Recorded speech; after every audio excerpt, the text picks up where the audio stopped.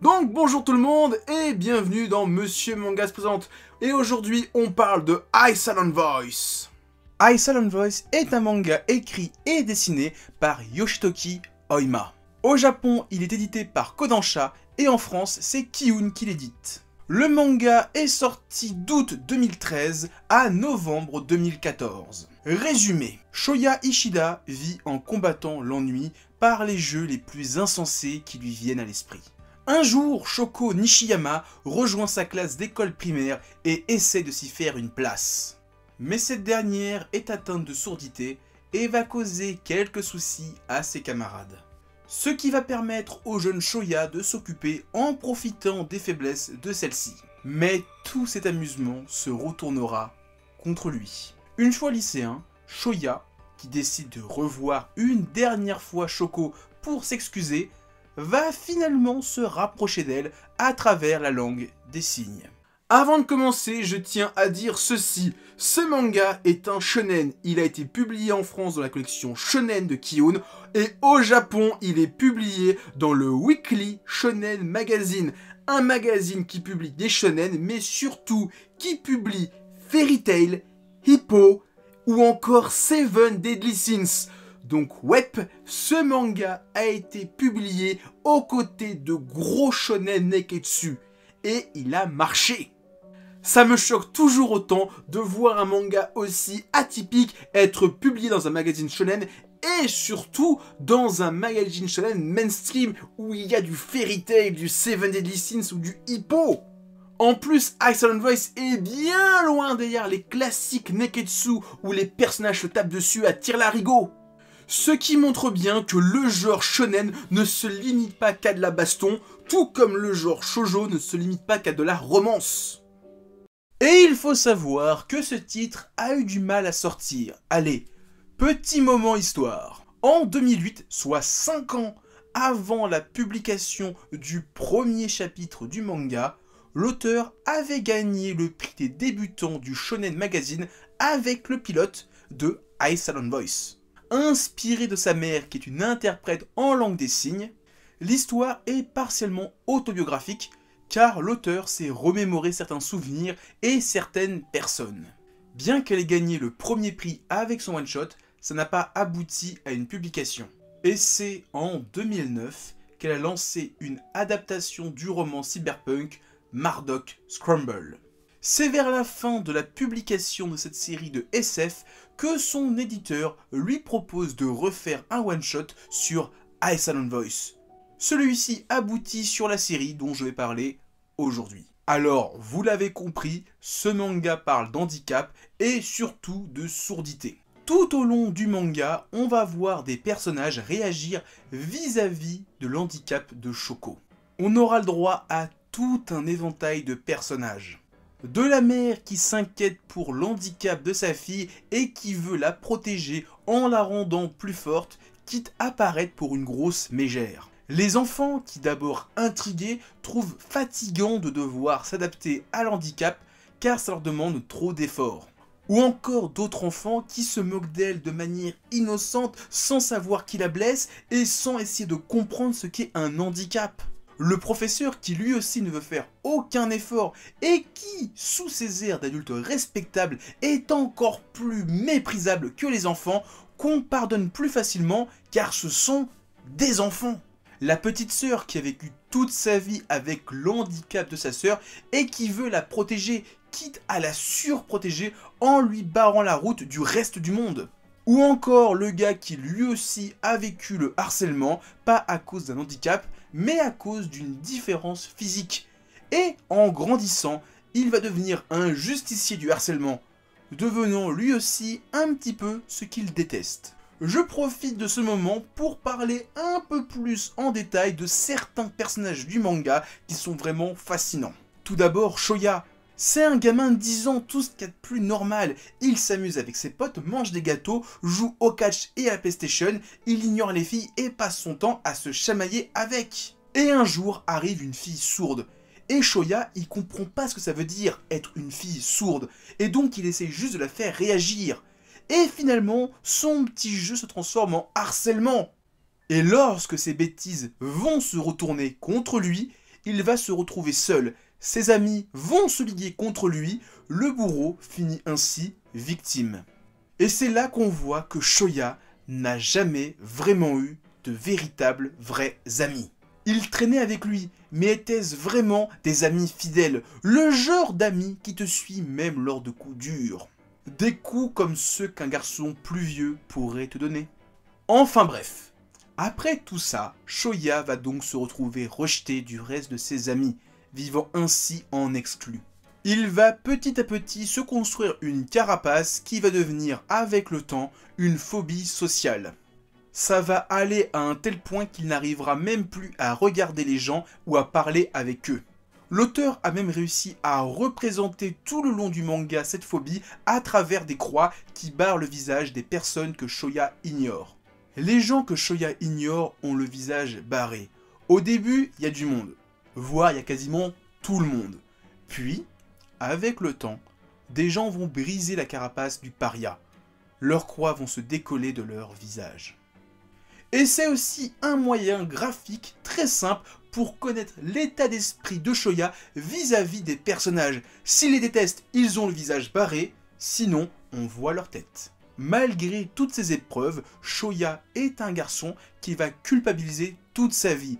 L'histoire commence alors que Shoya veut se pardonner auprès de la fille qu'il a harcelée avant d'aller se suicider. De tous ses camarades qui se moquaient et insultaient Shoko pour sa différence, il est bien le seul à avoir des regrets. Il va chercher à la retrouver, il va apprendre la langue des signes pour lui dire pardon, il va devenir son ami. Shoya, ou comment passer du petit con insupportable à un gars au grand cœur. Passons au second protagoniste de l'œuvre, l'héroïne Shoko. Sourde de naissance, elle va vivre un vrai calvaire durant sa jeunesse en école primaire, qu'on verra en partie durant le premier tome. Elle n'a pas demandé à être sourde, et je pense que personne ne demanderait à n'être sourd.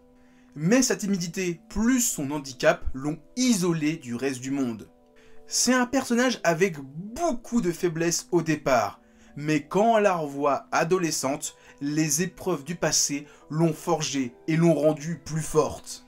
Adolescente, elle est bien plus courageuse, n'hésitant pas à s'interposer entre deux garçons qui se bagarrent. Il reste toujours une part de timidité en elle, mais c'est plus la timidité d'une fille de 17-18 ans vis-à-vis des garçons. Pour finir sur Shoko, il y a un passage où elle s'exprime à travers une lettre, et on comprend encore plus sa fragilité. Que ce soit là elle, enfant ou adolescente, je vais pas faire un long discours, je vais juste vous lire la lettre. À cause de mes problèmes d'audition, je ne suis jamais sûr de bien comprendre ce qui se passe autour de moi. Alors comment savoir ce que je ressens et justifier?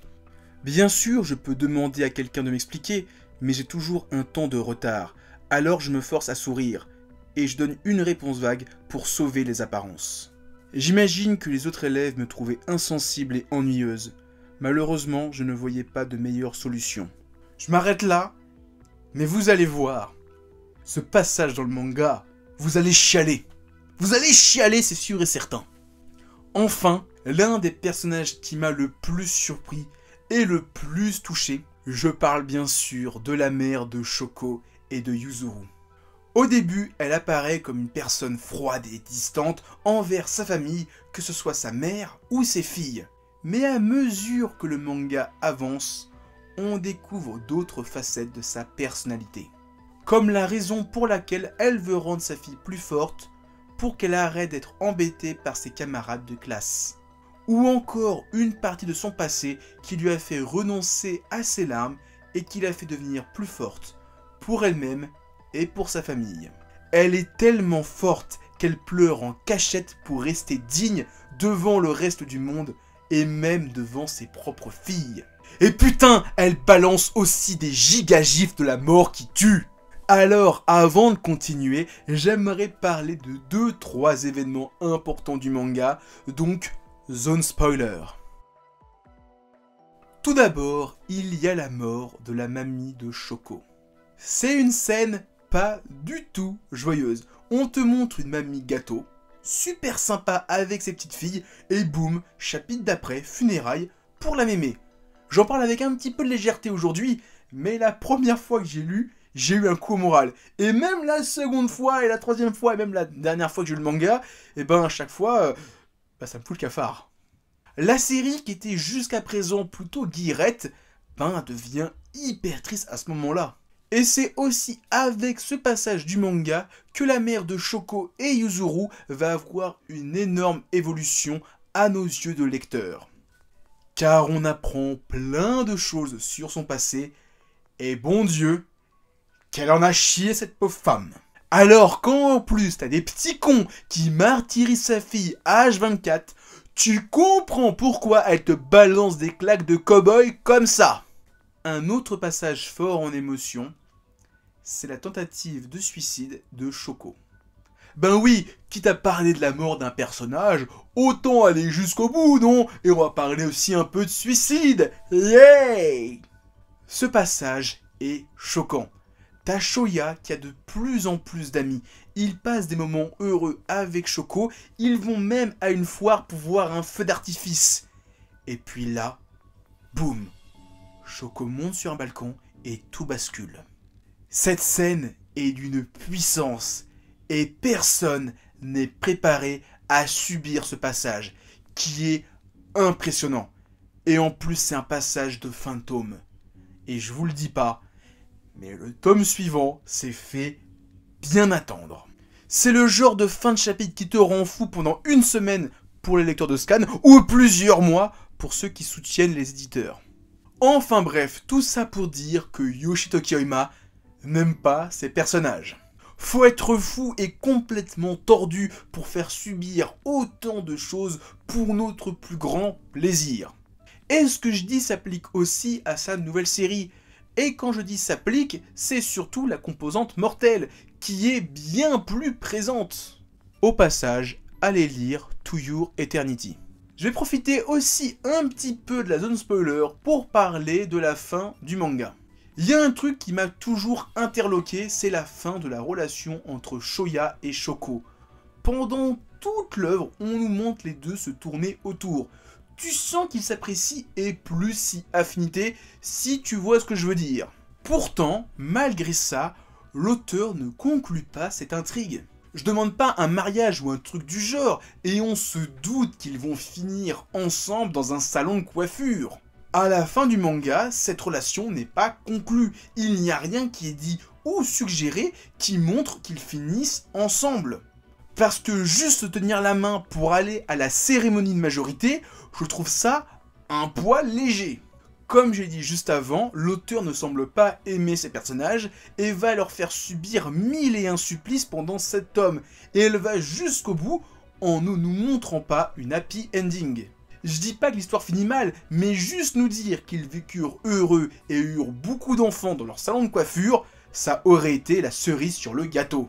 Au niveau du dessin en lui-même, Yoshitoki Oima a tendance à appuyer un peu plus son trait au niveau des contours des personnages. En général, c'est assez fin, mais les contours du personnage sont un peu plus épais, un peu plus gras. Les personnages sortent ainsi plus facilement du décor dans lequel ils sont. Ça permet ainsi une véritable démarcation entre le personnage et le fond.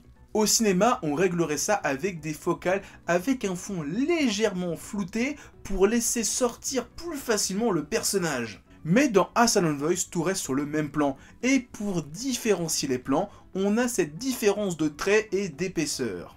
Avec A Silent Voice, nous sommes dans un manga Slice of Life. Et Yoshitoki Oima aime nous le rappeler avec une répétition des pages. Le découpage est strictement le même, les actions aussi. C'est un peu le jeu des 7 différences d'une page à l'autre et ça permet de montrer des petites différences du quotidien comme la sœur de Shoya qui change de petit copain. Parfois ça permet de nous montrer le temps qui passe sans trop de différence ou l'évolution psychologique de personnages et même en ressort comique. Alors je ne vous le cache plus, le thème du manga est la surdité. On a donc le droit à de nombreux passages en langage des signes, dans lequel aucun personnage ne parle, ils ne font que parler en langage des signes. Ça peut paraître anodin quand je le souligne, mais qu'un personnage parle ou qu'il fasse du langage des signes, au final, nous, simples lecteurs, on va comprendre ce qu'ils disent. Que ce soit par la pensée, c'est ce qui se passe le plus souvent, on voit les signes et les personnages les décodent en pensée.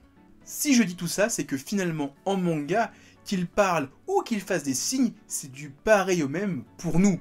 On comprendra finalement le dialogue, mais au lieu d'avoir des classiques bulles de texte, on aura des bulles de pensée. Pour rester sur les bulles de texte, il y a un passage où on se retrouve dans la peau de Shoko, avec le même handicap qu'elle.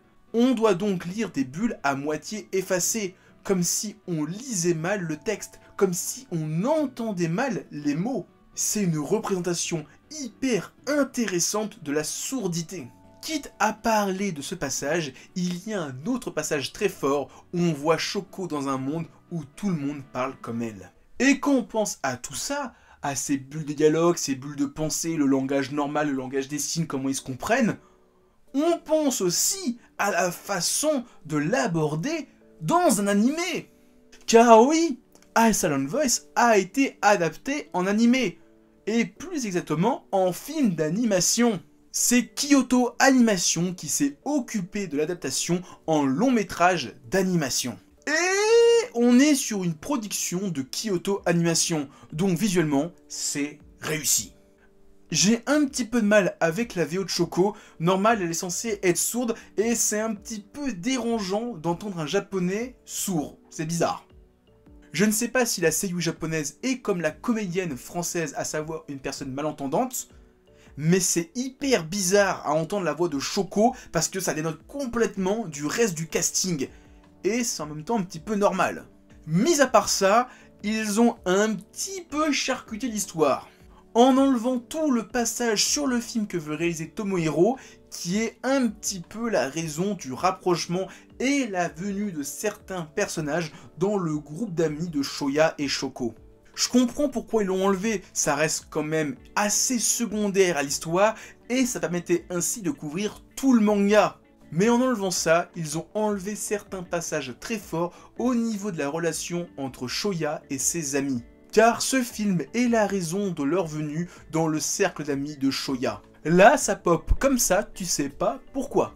Selon moi, une adaptation en série d'animation de 12 épisodes aurait été bien plus intéressant.